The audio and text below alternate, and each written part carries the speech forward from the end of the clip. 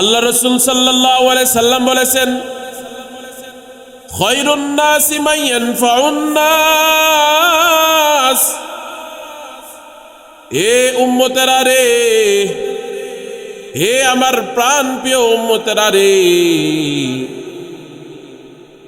তুমি তোমার ভাইয়ের জন্য যেমন ভালো কাজ করবে, তুমি তোমার পার্বতী ভাইয়ের জন্য সেরকম ভালো কাজ করবে, তোমার মহল্লার বাসীর জন্য তুমি ভালো কাজ করবে। পার্বতীবেশী, আত্মীয় স্বজন, এলাকাবাসী, মহল্লাবাসী যে যেখানে আছে, যে একবার পড়েছে লা ইলাহা ইল্লাল্লাহু মুহাম্মাদুর রাসূলুল্লাহ, একবার বলছে নামের শুরুতে মুহাম্মদ, এ মুসলমান, যদিও এক প্রান্ত থেকে যদি আর এক প্রান্তেও থাকে, আপনিও তার ভাই, ও আপনার ভাই, আপনিও তার ভাই। কথা বলেন ঠিক কিনা? আর তার কারণ হলো রাসূলুল্লাহ সাল্লাল্লাহু আলাইহি সাল্লাম কাউকে দুই চোখে দেখেন নাই। মুসলমান তো ভাই ভাই। কথা বলেন ঠিক কিনা? মুসলমান তো ভাই ভাই। সাহাবীদেরকে ভালোবেসেছে, মুসলমানদেরকে ভালোবেসেছে। রাসূলুল্লাহ সাল্লাল্লাহু আলাইহি সাল্লাম ইতিহাস যাচাই করে দেখা যায়, কাফেরদের জন্য রাসূল কোনোদিন বদদুয়া করে নাই। খারাপ কথা তো দূরের কথা। কথা বলেন ঠিক কিনা? জোরে বলেন। ও দোস্ত, হায়াত কত দিনের, কত সময়, একমাত্র কে জানেন? চিল্লা বলেন, কে জানেন? আমার আল্লাহ।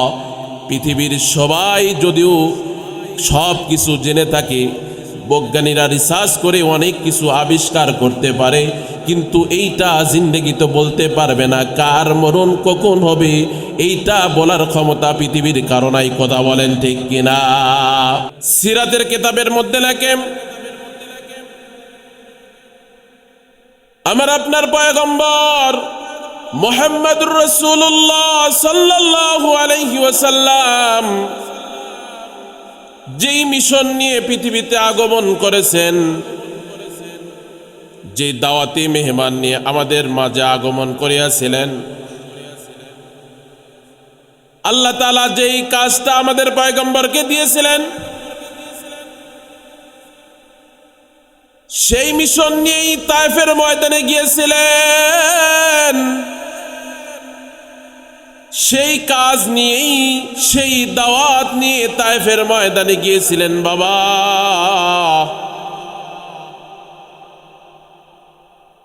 যেই সময় রাসূলুল্লাহ সাল্লাল্লাহু আলাইহি সাল্লাম তায়েফবাসীকে বলেছেন, হে তায়েফবাসীর মানুষেরা রে, তোমরা আজ থেকে যেই প্রভুর ইবাদত বন্দেগী করতেছো, যাকে তোমরা অনুকরণ করতেছো, এদেরকে যদি তোমরা অনুসরণ মওতের আগ পর্যন্ত করতেই থাকো, তাহলে তোমাদের মরণের পরে জাহান্নাম ছাড়া গতি থাকবে না। বরং আমি তোমাদেরকে দাওয়াত দিতেছি, তোমরা ওই এক আল্লাহকে আল্লাহ বলে স্বীকারোক্তি করো এবং আল্লাহর পক্ষ থেকে আমি পয়গম্বর মুহাম্মদকে তোমাদের দিল থেকে মানো। তাহলে দুনিয়ায় তুমি কামিয়াবি হইবে, আখিরাতেও তুমি কামিয়াবি হইবে। সুবহানাল্লাহ, জোরে বলেন। যেই সময় তাওহীদের দাওয়াত দিতেছিল তায়েফবাসীদেরকে, সেই সময় তায়েফের কাফেররা কিছু বাচ্চাদেরকে লালিয়ে দেয়, এ দেখ না, এই পাগল কোথায় থেকে এসেছে, এ আমাদের দেব দেবতার বদনাম করতেছে, এক আল্লাহকে মানতে বলেছে, এর মাথা নষ্ট হয়েছে। সমস্ত তায়েফবাসীর ছোট ছোট বাচ্চাদেরকে লেলিয়ে দিয়ে মুহাম্মদুর রাসূলুল্লাহ সাল্লাল্লাহু আলাইহি সাল্লামকে রক্তে রঞ্জিত করেছে। একবার দুইবার নয়, পাথর মেরেছে, আবার জমিনে পড়ে গেছে, আবার পাথর মেরেছে, আবার জমিনে পড়ে গেছে। একে একে তিনবার আমার আপনার নবী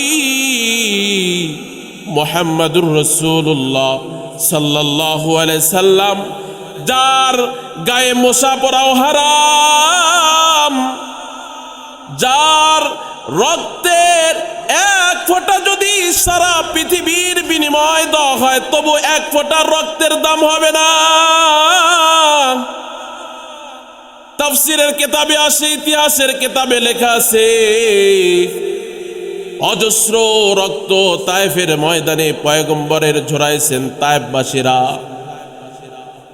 শুধু তাই নয়, কিতাবের মধ্যে আছে কঙ্কর যেখান থেকে টান দিতেছে সেখান থেকে রক্ত ফিঙ্কি দিয়া বের হইতেছে। রাসূল আমার আপনার পয়গম্বর বারবার কান্নায় জর্জরিত হয়ে গেছে।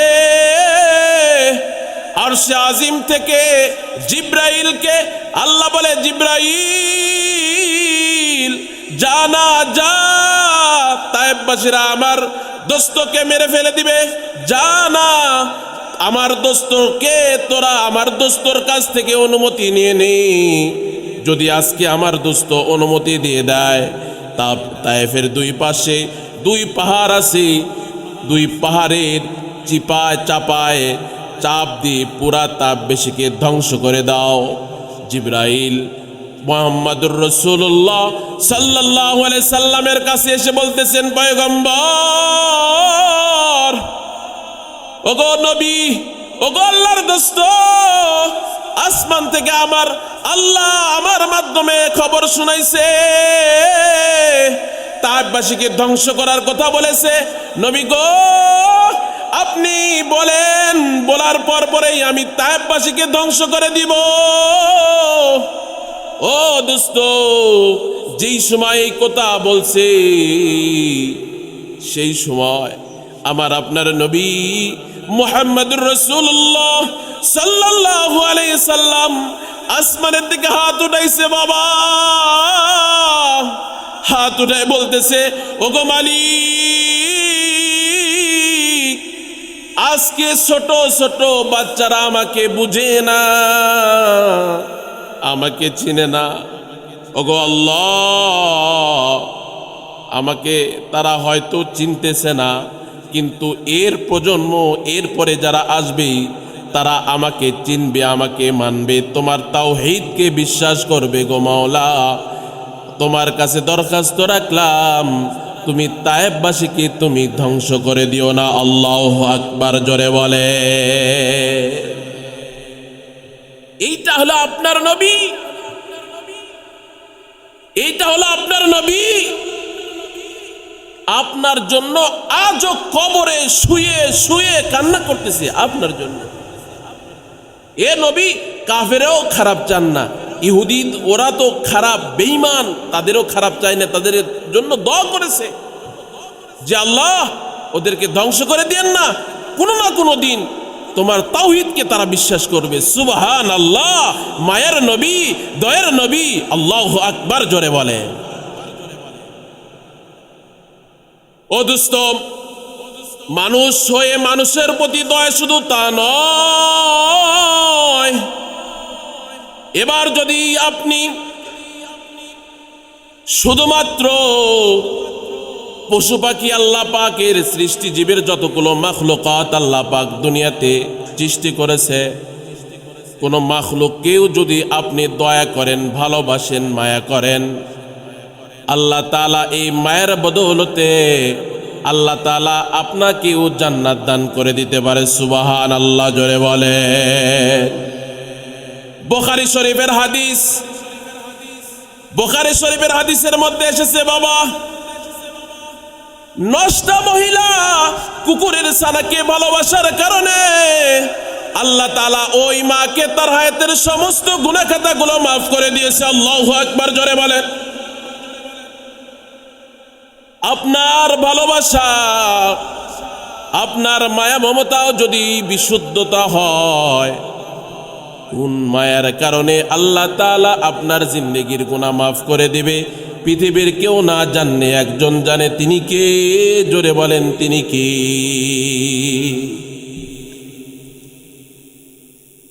কুকুরের ছানার উপর মায়া করেছে আল্লাহ পাক, তার দয়া করেছে, ওই দয়ার কারণে তার গুনাহ খাতা মাফ করে দিয়েছে। চারটাখানি কথা মনে করেন না।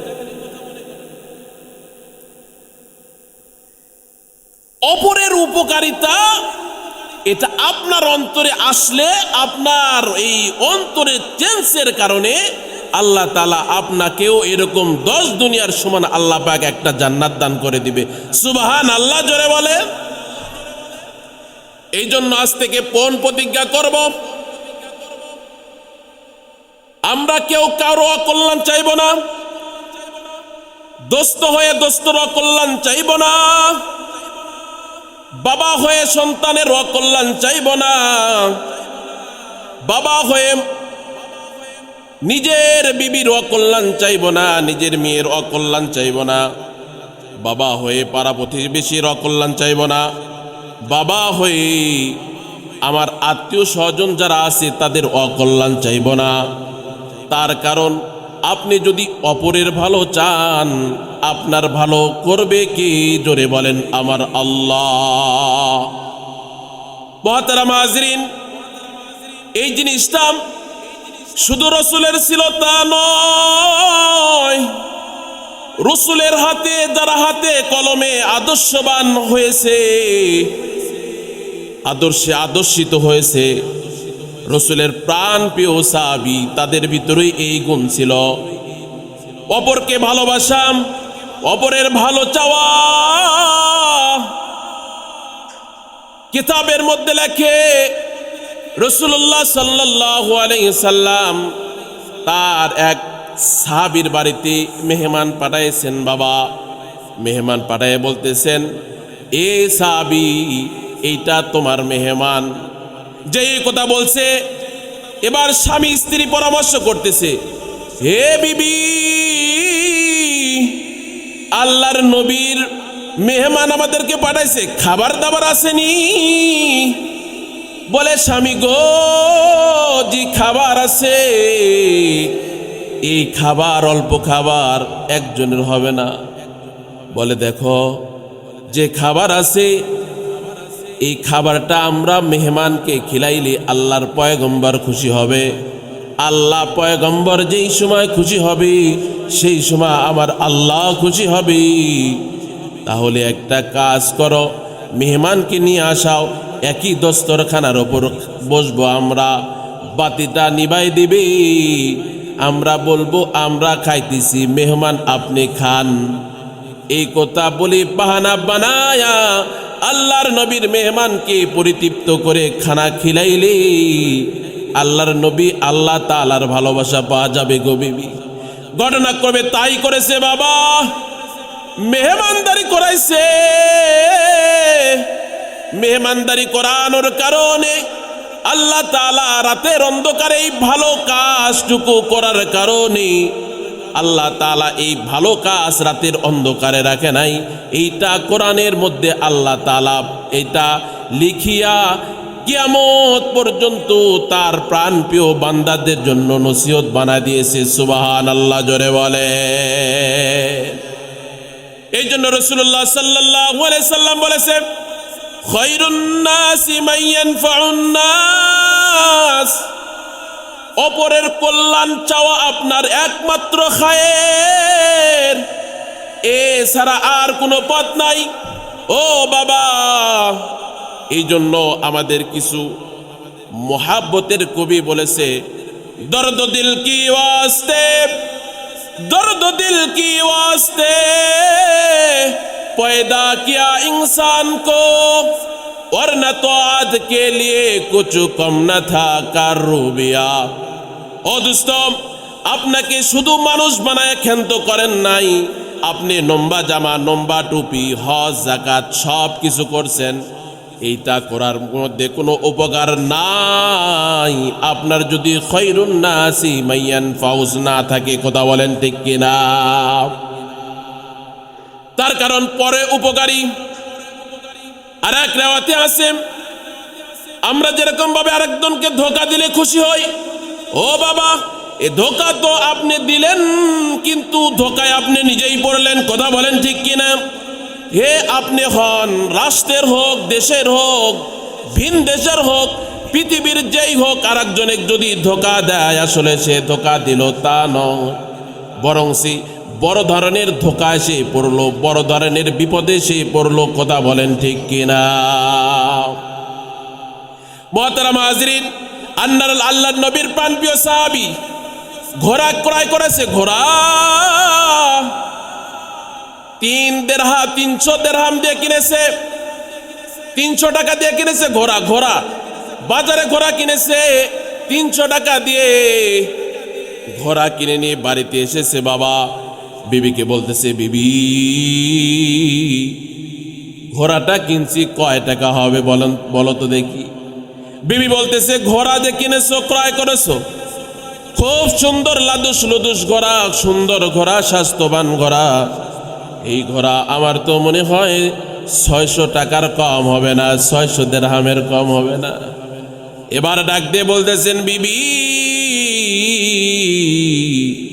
সিন্ধুকের চাবিটা দাও না।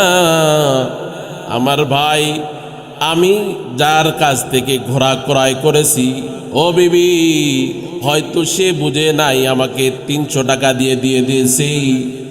সিন্ধুকটা খুলে দাও, সিন্ধুকের ভিতর থেকে 300 টাকা নিয়ে আসো বিবি, আমার ভাইকে দিয়ে আসি। হয়তো সে ঘোড়ার দাম জানে না, তাকে আমি দিয়েছি। আল্লাহু আকবার, জোরে বলে। ও দোস্ত, ওই ঘোড়া আলার কাছে দৌড়ে গিয়ে বলতেছেন, ভাই গো, ও ভাই, হয়তো আপনি ঘোড়ার দাম ঠিক মতো জানেন না গো ভাই। ও ভাই, এই ঘোড়ার দাম আসলে 600 টাকা হবে, 600 দিরহাম হবে। ভাই গো, এই যে 300 টাকা দিয়েছিলাম, আরো 300 টাকা দিলাম, 600 টাকা নিয়ে নেন, আর আমার জন্য দোয়া দিয়ে যান, আল্লাহ তাআলা যেন দুনিয়া আখিরাত আমার জন্য ভালো করে। আল্লাহু আকবার, জোরে বলেন। ও দোস্ত, যে সময় আপনি গাড়ি কিনেন, গাড়ি কেনার পরে যেই সময় বাড়িতে নিয়ে যান, বন্ধুদেরকে দেখান, নতুন কার কিনেছেন, নতুন মোটর সাইকেল কিনেছেন, নতুন যেই জিনিসটা কিনেন না কেন আপনার বন্ধুদের সাথে শেয়ার করেন। কথা বলেন ঠিক কিনা? ও দোস্ত, যেই সময় ওই সাহাবী বন্ধুদের কাছে শেয়ার করেছে, বন্ধুদের গাড়ি যেরকম ভাবে এক জায়গায় রাখে, আরো বন্ধুদের মোটর সাইকেল যে সময় এক জায়গায় রাখে, একজন আরেকজনের সাথে কথোপকথন করে, দাম কত, কেমন চলে, কেমন কি হইতেছে, সব কিছু শেয়ার করে। ঠিক তেমনি ভাবে আল্লাহর নবীর প্রাণপ্রিয় সাহাবী তার দোস্তদের সাথে আড্ডা মারতেছে। সবার ঘোড়া ওখানে বাঁধা আছে। বাবা একে অপরকে জিজ্ঞাসা করতেন, দোস্ত তোমার ঘোড়ার দাম কত? বলতেছে এত এত এত এত। বলতেছেন, দোস্ত তোমার ঘোড়ার দাম কত? বলতেছে, তোমার ঘোড়ার দাম 900 দিরহামের কম নয় রে। তোমার ঘোড়াটা দেখতে লাদুস লুদুস সুন্দর ঘোড়া। এবার আল্লাহর নবীর সাহাবী বলতেছে, হে দোস্ত রে, আমার ঘোড়াটা দেখ না, আমি আমার ভাইয়ের ঋণ শোধ করার জন্য আমার ভাইয়ের কাছ থেকে ঘুরে আসি। এই কথা বলে বিবির কাছে আবার গিয়েছে। বলতেছেন, বিবি গো, আর 300 দিরহাম দাও না, আমার ভাইকে দিয়ে আসি। আমার ভাই হয়তো জানে না এইটার দাম 900 দিরহাম হবে। ও ভাই, এইটা বলার উদ্দেশ্য একটাই, কেমন মায়া ভাইয়ের প্রতি, কেমন মায়া আর একজন আরেকজনের প্রতি, এইটা লক্ষ্য করলে বোঝা যায়। যেই সময় বলছে যে দাও না আরো 300 দিরহাম, যেই সময় বলছে সাথে সাথে বিবি 300 দিরহাম বের করে দিছে। বাবা 300 দিরহাম বের করে দেওয়ার পরে ওই টাকাটা ওই ভাইয়ের কাছে গিয়ে বলতেছেন, ভাই গো, এই ঘোড়ার দাম 600 হবে না, আমার মনে হয় তোমার ভুল হয়েছে, আমারও ভুল হয়েছে, আমি অত জানি না। আমার দোস্তরা বলছে তাদের ঘোড়া আছে, ওরা বলেছে এই ঘোড়ার দাম 900 টাকার কম হবে না, এই জন্য আবার তোমার কাছে আমি 300 দিরহাম নিয়ে এসেছি। আল্লাহু আকবার জোরে বলে। ও দোস্ত, ইসলাম তলোয়ারের আঘাত, অস্ত্রের মহড়া, গায়ের জোর, এইগুলো দিয়ে ইসলাম প্রসার হয়নি বাবা। ইসলাম প্রচার হয়েছে আখলাক, ইসলাম প্রচার হয়েছে মানবতা, ভালোবাসা দিয়ে ইসলাম জয় হয়েছে। এটা তো আমি বললাম সাহাবীদের কথা। তাবেঈন যারা ছিল তারাও তাদের ইমানি পাওয়ার, আমলি পাওয়ার এত ছিল, তাদের পাওয়ারের কারণে ইহুদি, মুনাফিক, কাফের যারা ছিল তারাও কালেমা পড়ে মুসলমান হয়ে গেছে। আল্লাহু আকবার জোরে বলেন। ইহুদি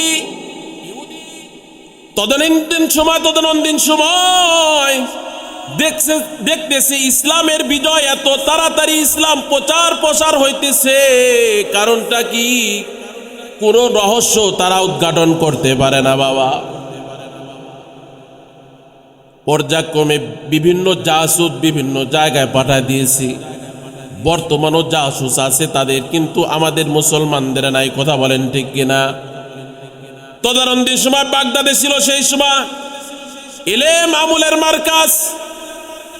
ইহুদি পণ্ডিত বলতেছে, হাই রে, যেইভাবে ইসলাম প্রচার হইতেছে দেখি না তাদের একমাত্র উদ্দেশ্য কি, কোন কারণে তারা এত ইসলামের বিজয় তাদের দান আল্লাহ তাআলা দান করতেছে, তাদের কেন এত ইসলামের এত আগ্রহী মানুষের বাড়তেছে, দেখার জন্য বাগদাদে চলে গেছে বাবা। তদানন্দিন সময় ইলম আমলের মার্কাজ ছিল বাগদাদে। ইহুদি গিয়ে সফর, লম্বা সময় নিয়ে সফর করে বাগদাদে পৌঁছেছে। বাগদাদে পৌঁছার পরে সফরের কিছু শুকনা খাবার নেওয়ার জন্যে এই ইহুদি দোকানে গিয়েছেন। দোকানে গিয়ে যাওয়ার পরে বলতেছেন, ও ভাই, আপনাদের কাছে আমি অনেক দূর থেকে সফরে এসেছি। সফরে অনেক কিছু লাগে না ভাই? অনেক কিছু লাগে। আমরা এখান থেকে আরেক জায়গায় গেলে কত আয়োজন করে যাই না? এইরকম করে ইহুদি ওই জায়গায় দোকান ঘরে গিয়ে এই কথা আলোচনা করতেছে। বলতেছে, ভাই, আমি তো লম্বা সময় সফর করে এসেছি, আমার কিছু শুকনা খাবারের প্রয়োজন ছিল। শুকনা খাবারের প্রয়োজন, এটা বাতির প্রয়োজন, কিছু খাবার দাবারের প্রয়োজন। আপনারা যদি দিতেন তাহলে খুব ভালো হইতো। ইহুদির কথা শুনে এবার ওই মুসলিম ব্যক্তি বলতেছে, ভাই, আমি আজকে সারাদিন খুব ভালো বিক্রি করেছি, মাশাআল্লাহ, আলহামদুলিল্লাহ, অনেক বিক্রি করেছি, কিন্তু ও ভাই, আমার পাশে ওই যে করোনারে একটা দোকান আছে, ও সারাদিন কিছু বিক্রি করতে পারে নাই। আমি আপনাকে বলতেছি এই কথা যেন বলেন না, ওই দোকান থেকে আপনি ক্রয় করেন, আপনার যা যা লাগবে আপনি ওখান থেকে ক্রয় করেন। বলে, আশ্চর্য কথা, আপনার দোকানে আছে, আপনি দেন না? আপনি দিবেন না কেন? বলতেছে, আমি দিতে পারবো না, আমি সরি, আমি দিতে পারবো না, কারণ ও আমার ভাই। আমি সারাদিন পর্যায়ক্রমে বিক্রি করেছি, মাশাআল্লাহ, আলহামদুলিল্লাহ, আল্লাহ পাক আমাকে অনেক বিক্রয় করার তৌফিক দান করেছে, কিন্তু আমার ওই ভাই বিক্রি করে নাই, এই জন্য আপনাকে ওখানে যাইতে বলেছি। এবার ইহুদির মাথার টনক নড়ে গেছে, ওর দোকানে গিয়ে সব কিছু ক্রয় করে নিয়ে এসেছে। নিয়ে আসার পরে এই দোকানের কাছে দাঁড়াইছে, দাঁড়ায় বলতেছে, ভাই, ওগো ভাই, আপনি মুসলমান? বলে, জি মুসলমান। আবার নবী বলেছে, আল মুসলিমু আখুল মুসলিমিন। আমার রসুল বলেছে, আমার মুসলমান ভাই। আমি সারা দিন বিক্রি করেছি, আমার ভাই বিক্রি করতে পারে নাই, আমি এই জন্য আপনাকে ওর কাছে দিয়ে পাঠাইছি। বলে, এই কারণেই বুঝি আজকে ইসলামের এত উন্নত উচ্ছ্বাস, পৃথিবীর জুড়ে ইসলামের বিজয় হইতেছে। বলে দাও না তোমাদের ভিতরে কি আছে, ওই জিনিসটা আমাকে একটু ট্রান্সফার করে দাও না, আমাকে একটু ওই জিনিস পড়ায়া দাও, যেই জিনিস পড়াইলে তাদের আখলাকটা নিজের চাইতে আরেকজন ভাইয়ের বেশি উপলব্ধি করে, নিজের চাইতে আরেকজনের ভালো চায়, ওই জিনিসটা আমাকে পড়ায় দাও। লা ইলাহা ইল্লাল্লাহু মুহাম্মাদুর রাসূলুল্লাহ।